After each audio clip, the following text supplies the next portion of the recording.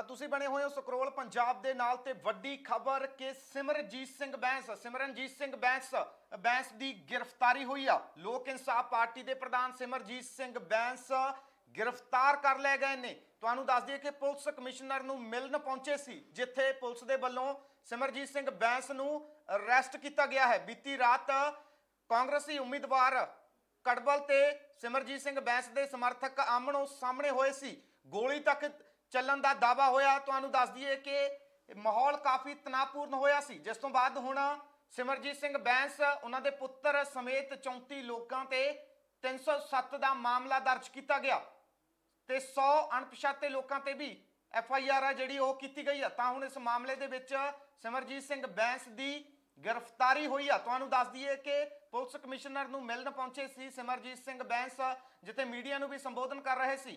ਤਾਂ ਜਿਵੇਂ ਹੀ ਸਿਮਰਜੀਤ ਸਿੰਘ ਬੈਂਸ ਆਪਣੀ ਪ੍ਰੈਸ ਕਾਨਫਰੰਸ ਖਤਮ ਕਰਦੇ ਨੇ, ਪੁਲਿਸ ਦੇ ਵੱਲੋਂ ਉਹਨਾਂ ਨੂੰ ਹੱਥਕੜੀ ਲਗਾ ਲਈ ਜਾਂਦੀ ਹੈ। ਪੁਲਿਸ ਦੇ ਵੱਲੋਂ ਗ੍ਰਿਫਤਾਰ ਕਰ ਲਏ ਗਏ ਨੇ ਸਿਮਰਜੀਤ ਸਿੰਘ ਬੈਂਸ, ਕਿਉਂਕਿ ਸਿਮਰਜੀਤ ਸਿੰਘ ਬੈਂਸ ਤੇ ਉਹਨਾਂ ਦੇ ਪੁੱਤਰ ਸਮੇਤ 34 ਲੋਕਾਂ ਤੇ FIR ਦਰਜ ਕੀਤੀ ਗਈ ਸੀ, ਕਿਉਂਕਿ ਕੜਬਲ ਦੇ ਨਾਲ ਖੂਨੀ ਝੜਪ ਬੀਤੀ ਰਾਤ ਹੋਈ ਸੀ। ਕਈ ਵਾਰ ਕੜਬਲ ਤੇ ਸਿਮਰਜੀਤ ਸਿੰਘ ਬੈਂਸ ਆਮਣੋ ਸਾਹਮਣੇ ਹੋ ਚੁੱਕੇ ਨੇ, ਇਹਨਾਂ ਦੇ ਸਮਰਥਕ ਕਈ ਵਾਰ ਭਿੜ ਚੁੱਕੇ ਨੇ। ਤਾਂ ਬੀਤੀ ਰਾਤ ਫਿਰ ਤੋਂ ਭਿੜੇ ਸੀ, ਇੱਟਾਂ ਰੋੜੇ ਚੱਲੇ ਸੀ, ਮਾਹੌਲ ਕਾਫੀ ਤਣਾਅਪੂਰਨ ਹੋਇਆ ਸੀ। ਤਾਂ ਹੁਣ ਇਸ ਮਾਮਲੇ ਦੇ ਵਿੱਚ ਸਿਮਰਜੀਤ ਸਿੰਘ ਬੈਂਸ ਦੀ ਗ੍ਰਿਫਤਾਰੀ ਆ ਜਿਹੜੀ ਉਹ ਹੋਈ ਆ।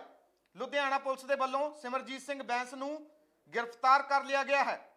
ਤਾਂ ਤੁਹਾਨੂੰ ਦੱਸ ਦਈਏ ਕਿ ਸਿਮਰਜੀਤ ਸਿੰਘ ਬੈਂਸ ਕੜਬਲ ਦੇ ਸਮਰਥਕਾਂ ਦੇ ਵੱਲੋਂ ਮਾਮਲਾ ਦਰਜ ਕਰਵਾਇਆ ਗਿਆ ਸੀ। 34 ਲੋਕਾਂ ਤੇ ਮਾਮਲਾ ਦਰਜ ਹੋਇਆ ਸੀ। ਤਾਂ ਸਿਮਰਜੀਤ ਸਿੰਘ ਬੈਂਸ ਹੁਣ ਗ੍ਰਿਫਤਾਰ ਹੋ ਗਏ ਨੇ। ਮੇਰੇ ਨਾਲ ਲੁਧਿਆਣਾ ਤੋਂ ਮੇਰੇ ਸਹਿਯੋਗੀ ਸੌਰਭ ਅਰੋੜਾ ਜੁੜ ਚੁੱਕੇ ਨੇ। ਸੌਰਭ, ਸਿਮਰਜੀਤ ਸਿੰਘ ਬੈਂਸ ਦੀ ਗ੍ਰਿਫਤਾਰੀ ਹੋਈ ਆ, ਉਸ ਤੋਂ ਪਹਿਲਾਂ ਉੱਥੇ ਜਿਹੜੇ ਮਾਹੌਲ ਹੁਣ ਕੀ ਬਣਿਆ ਹੋਇਆਗਾ?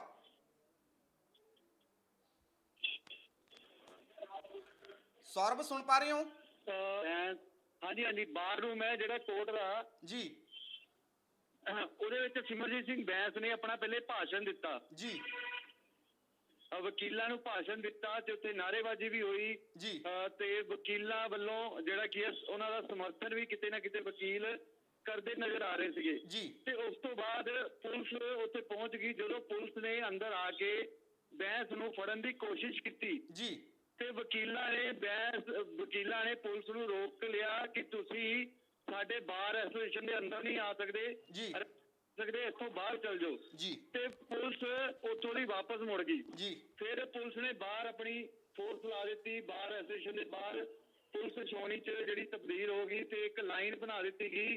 ਫਿਰ ਕਾਫੀ ਦੇਰ ਤੱਕ ਵੇਟ ਕੀਤਾ ਪੁਲਿਸ ਨੇ ਕਿ ਬੈਂਸ ਬਾਹਰ ਆਵੇ ਤੇ ਉਹਨੂੰ ਫੜਿਆ ਜਾਵੇ ਜੀ। ਤੇ ਉਸ ਤੋਂ ਬਾਅਦ ਬੈਂਸ ਨੂੰ ਫੜ ਲਿੱਤਾ ਗਿਆ ਜੀ। ਤੁਹਾਨੂੰ ਦੱਸ ਦੇਣਾ ਚਾਹੁੰਦਾ ਕਿ ਜਦੋਂ ਬੈਂਸ ਨੂੰ ਫੜ ਕੇ ਇਹਨਾਂ ਨੇ ਗੱਡੀ ਦੇ ਅੱਗੇ ਬਿਠਾਇਆ ਜੀ, ਜਦ ਕਿ ਜੇ ਕਿਸੇ ਆਰੋਪੀ ਨੂੰ ਫੜਿਆ ਜਾਵੇ ਉਹ ਗੱਡੀ ਦੇ ਪਿੱਛੇ ਬਿਠਾਉਂਦੇ ਆ, ਨਾ ਕਿ ਪੁਲਿਸ ਦੇ ਨਾਲ ਅੱਗੇ। ਬਿਲਕੁਲ ਬਿਲਕੁਲ। ਬੈਂਸ ਨੂੰ ਅੱਗੇ ਬਿਠਾ ਕੇ ਲੈ ਕੇ ਗਏ ਨੇ ਇਹ ਜੀ।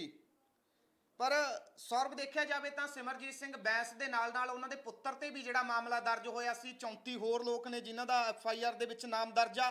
ਕਿਸੇ ਹੋਰ ਦੀ ਗ੍ਰਿਫਤਾਰੀ ਤਾਂ ਨਹੀਂ ਹਾਲ ਤੱਕ ਹੋਈ? ਸੌਰਭ ਸੁਣ ਪਾ ਰਹੇ ਹੋ? ਤੇ ਬੈਂਸ ਤੇ ਜਿਹੜਾ ਕੀ ਹੈ ਰੇਪ ਦਾ ਪਰਚਾ ਵੀ ਦਰਜ ਹੈਗਾ ਜੀ। ਬਿਲਕੁਲ। ਹਾਂ, ਤੇ ਬੈਂਸ ਦੀਆਂ ਮੁਸ਼ਕਲਾਂ ਜੇ ਕਹਿ ਸਕੀਏ ਤੇ ਵੱਧ ਗਈਆਂ ਨੇ।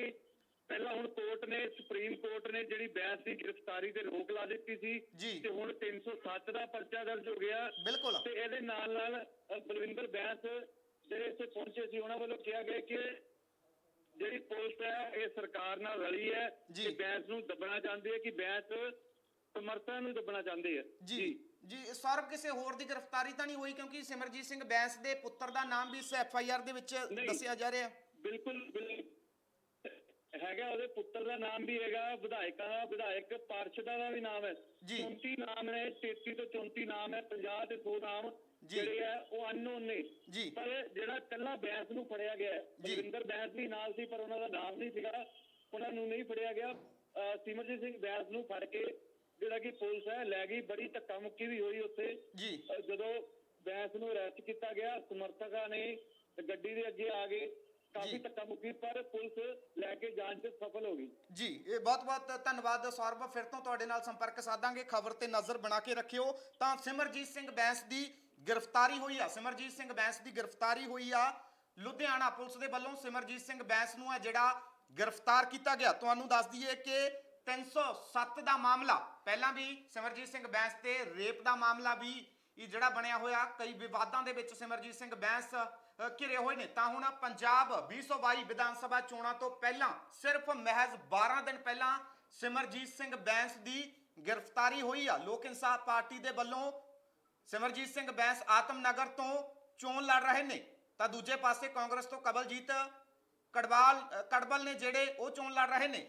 ਤਾਂ ਕਿਸੇ ਸਮੇਂ ਕੜਬਲ ਤੇ ਬੈਂਸ ਦੋਵੇਂ ਚੰਗੇ ਮਿੱਤਰ ਦੱਸੇ ਜਾਂਦੇ ਸੀ, ਚੰਗੇ ਮਿੱਤਰ ਹੁੰਦੇ ਸੀ ਕੜਬਲ ਤੇ ਬੈਂਸ, ਪਰ ਹੁਣ ਆਮਣੋ ਸਾਹਮਣੇ ਨੇ। ਅੱਜ ਕੱਲ ਇੱਕ ਦੂਜੇ ਦੇ ਕੱਟੜ ਸਿਆਸੀ ਵਿਰੋਧੀ ਮੰਨੇ ਜਾਂਦੇ ਨੇ, ਕਈ ਵਾਰ ਇੱਕ ਦੂਜੇ ਦੇ ਆਮਣੋ ਸਾਹਮਣੇ ਹੋ ਚੁੱਕੇ ਨੇ। ਬੈਂਸ ਤੇ ਕੜਬਲ ਦੇ ਸਮਰਥਕ ਨੇ ਜਿਹੜੇ ਕਈ ਵਾਰ ਭਿੜ ਚੁੱਕੇ ਨੇ, ਤਾਂ ਹੁਣ ਇੱਕ ਵਾਰ ਫਿਰ ਤੋਂ ਦੋਵਾਂ ਦੇ ਸਮਰਥਕ ਭਿੜੇ ਸੀ। ਬੀਤੀ ਰਾਤ ਕੜਬਲ ਹੋਰੀ ਆਤਮਨਗਰ ਦੇ ਵਿੱਚ ਪ੍ਰਚਾਰ ਦੇ ਲਈ ਪਹੁੰਚੇ ਸੀ, ਤਾਂ ਦੂਜੇ ਪਾਸੇ ਕੁਝ ਲੋਕਾਂ ਦੇ ਵੱਲੋਂ ਹਮਲਾ ਕਰ ਦਿੱਤਾ ਗਿਆ, ਜਾਨਲੇਵਾ ਹਮਲਾ ਕੀਤਾ ਗਿਆ ਕੜਬਲ ਤੇ। ਕੜਬਲ ਦੀ ਗੱਡੀ ਆ ਜਿਹੜੀ ਉਹ ਭੰਨ ਦਿੱਤੀ ਗਈ, ਇੱਟਾਂ ਰੋੜੇ ਚਲਾਏ ਗਏ। ਤਾਂ ਕਿਹਾ ਇਹ ਵੀ ਜਾ ਰਿਹਾ ਕਿ ਗੋਲੀ ਤੱਕ ਵੀ ਚਲਾਈ ਗਈ ਆ। ਜਿਵੇਂ ਹੀ ਖਬਰ ਮਿਲਦੀ ਆ, ਪੁਲਿਸ ਮੌਕੇ ਤੇ ਪਹੁੰਚਦੀ ਆ। ਪੁਲਿਸ ਦੇ ਵੱਲੋਂ ਸਥਿਤੀ ਨੂੰ ਸਮਝਿਆ ਜਾਂਦਾ ਤੇ ਸੰਭਾਲਿਆ ਜਾਂਦਾ। ਆਲੇ ਦਾਲੇ ਦੇ ਸੀਸੀਟੀਵੀ ਕੈਮਰੇ ਵੀ ਖੰਗਾਲੇ ਜਾਂਦੇ ਨੇ, ਤਾਂ ਕੜਬਲ ਦੇ ਬਿਆਨ ਦਰਜ ਕੀਤੇ ਜਾਂਦੇ ਨੇ, ਤੇ ਉਹਨਾਂ ਬਿਆਨਾਂ ਤੇ ਬਾਅਦ ਜਿਹੜਾ 34 ਲੋਕਾਂ ਤੇ ਮਾਮਲਾ ਦਰਜ ਕੀਤਾ ਜਾਂਦਾ, ਜਿਸ ਦੇ ਵਿੱਚ ਸਿਮਰਜੀਤ ਬੈਂਸ ਦਾ ਨਾਮ ਵੀ ਆ। ਸਿਮਰਜੀਤ ਸਿੰਘ ਬੈਂਸ ਦੇ ਪੁੱਤਰ ਦਾ ਨਾਮ ਵੀ ਉਸ FIR ਦੇ ਵਿੱਚ ਦਰਜ ਆ, ਤੇ 100 ਤੋਂ 120 ਅਣਪਛਾਤੇ ਲੋਕਾਂ ਤੇ ਵੀ ਜਿਹੜਾ ਮਾਮਲਾ ਉਹ ਦਰਜ ਕੀਤਾ ਗਿਆ। ਜਿਸ ਤੋਂ ਬਾਅਦ ਬਲਵਿੰਦਰ ਸਿੰਘ ਬੈਂਸ ਇਸ ਦਾ ਵਿਰੋਧ ਕਰਦੇ ਨੇ। ਬਲਵਿੰਦਰ ਸਿੰਘ ਬੈਂਸ CP ਨੂੰ ਮਿਲਣ ਪਹੁੰਚਦੇ ਨੇ, ਸਿਮਰਜੀਤ ਸਿੰਘ ਬੈਂਸ ਵੀ ਉਹਨਾਂ ਦੇ ਨਾਲ ਮੌਜੂਦ ਹੁੰਦੇ ਨੇ, ਤੇ ਇੱਕ ਵੱਡਾ ਕਾਫਲਾ ਨਾਲ ਲੈ ਕੇ ਚੱਲਿਆ ਜਾਂਦਾ। ਕਾਫੀ ਸਮਰਥਕ ਸੀ ਜਿਹੜੇ ਉਹ ਵੀ ਉਹਨਾਂ ਦੇ ਨਾਲ ਪਹੁੰਚਦੇ ਨੇ। ਤਾਂ ਉੱਥੇ ਪਹੁੰਚ ਕੇ ਉਹ CP ਨੂੰ ਮਿਲਦੇ ਨੇ। CP ਤੋਂ ਬਾਅਦ ਉਹ ਆਪਣੇ ਵਕੀਲ ਨੂੰ ਮਿਲਦੇ ਨੇ। ਤਾਂ ਉਸ ਦੌਰਾਨ ਪੁਲਿਸ ਦੇ ਵੱਲੋਂ ਵੀ ਪੂਰੀ ਫੀਲਡਿੰਗ ਉੱਥੇ ਲਗਾ ਦਿੱਤੀ ਗਈ। ਤਾਂ ਸਿਮਰਜੀਤ ਸਿੰਘ ਬੈਂਸ ਮੀਡੀਆ ਨੂੰ ਵੀ ਸੰਬੋਧਨ ਕਰਦੇ ਨੇ, ਪਰ ਜਦੋਂ ਕੰਪਲੈਕਸ ਤੋਂ ਬਾਹਰ ਨਿਕਲਣ ਲੱਗਦੇ ਨੇ ਤਾਂ ਪੁਲਿਸ ਦੇ ਵੱਲੋਂ ਉਹਨਾਂ ਨੂੰ ਅਰੈਸਟ ਕਰ ਲਿਆ ਗਿਆ। ਹਾਲਾਂਕਿ ਤੁਹਾਨੂੰ ਦੱਸ ਦਈਏ ਕਿ ਜਿਵੇਂ ਆਮ ਕਿਸੇ ਮੁਲਜ਼ਮ ਨੂੰ ਅਰੈਸਟ ਕੀਤਾ ਜਾਂਦਾ, ਉਸ ਢੰਗ ਦੇ ਨਾਲ ਅਰੈਸਟ ਨਹੀਂ ਕੀਤਾ ਗਿਆ। ਇੱਕ ਸ਼ਾਨੋ ਸ਼ੌਕਤ ਦੀ ਤਰ੍ਹਾਂ ਅਰੈਸਟ ਕੀਤਾ ਗਿਆ। ਗੱਡੀ ਦੇ ਵਿੱਚ ਵੀ ਮੂਹਰੇ ਬਿਠਾ ਕੇ ਲੈ ਕੇ ਗਏ ਨੇ, ਜਿਵੇਂ ਮੇਰੇ ਸਹਿਯੋਗੀ ਸੌਰਭ ਜਾਣਕਾਰੀ ਦੇ ਰਹੇ ਸੀ ਕਿ ਬਹੁਤ ਨਰਮੀ ਦੇ ਨਾਲ ਪੁਲਿਸ ਦੇ ਵੱਲੋਂ ਸਿਮਰਜੀਤ ਸਿੰਘ ਬੈਂਸ ਨੂੰ ਗ੍ਰਿਫਤਾਰ ਕਰ ਲਿਆ ਗਿਆ। ਪਰ ਵੱਡੀ ਚਰਚਾ ਤਾਂ ਛਿੜ ਗਈ ਹੈ ਕਿ ਪੰਜਾਬ ਵਿਧਾਨ ਸਭਾ ਚੋਣਾਂ ਤੋਂ ਮਹਿਜ਼ 12 ਦਿਨ ਪਹਿਲਾਂ ਸਿਮਰਜੀਤ ਸਿੰਘ ਬੈਂਸ ਦੀ ਗ੍ਰਿਫਤਾਰੀ ਹੋਈ ਆ। ਤਾਂ ਵੱਡੀ ਖਬਰ, ਸਿਮਰਜੀਤ ਸਿੰਘ ਬੈਂਸ ਲੋਕ ਇਨਸਾਫ ਪਾਰਟੀ ਦੇ ਪ੍ਰਧਾਨ, ਜਿਨ੍ਹਾਂ ਦੀ ਗ੍ਰਿਫਤਾਰੀ ਹੋਈ ਆ, ਗ੍ਰਿਫਤਾਰ ਕਰ ਲਿਆ ਗਿਆ। ਤਾਂ ਤਸਵੀਰਾਂ ਤੁਹਾਨੂੰ ਦਿਖਾ ਰਹੇ ਹਾਂ ਲੁਧਿਆਣਾ ਕੋਰਟ ਕੰਪਲੈਕਸ ਦੀਆਂ।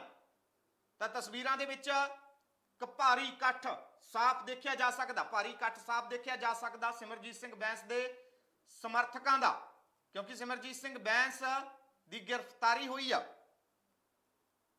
ਹਾਲਾਂਕਿ ਇਸ ਮਾਮਲੇ ਦੇ ਵਿੱਚ ਸਿਮਰਜੀਤ ਸਿੰਘ ਬੈਂਸ ਤੋਂ ਇਲਾਵਾ 33 ਲੋਕ ਹੋਰ ਵੀ ਨੇ FIR ਦੇ ਵਿੱਚ ਜਿਨ੍ਹਾਂ ਦਾ ਨਾਮ ਦਰਜ ਆ, ਪਰ ਗ੍ਰਿਫਤਾਰੀ ਫਿਲਹਾਲ ਕੱਲੇ ਸਿਮਰਜੀਤ ਸਿੰਘ ਬੈਂਸ ਦੀ ਹੋਈ ਆ। ਹੋਰ ਕਿਸੇ ਦੀ ਗ੍ਰਿਫਤਾਰੀ ਇਸ ਮਾਮਲੇ ਦੇ ਵਿੱਚ ਨਹੀਂ ਹੋਈ ਆ।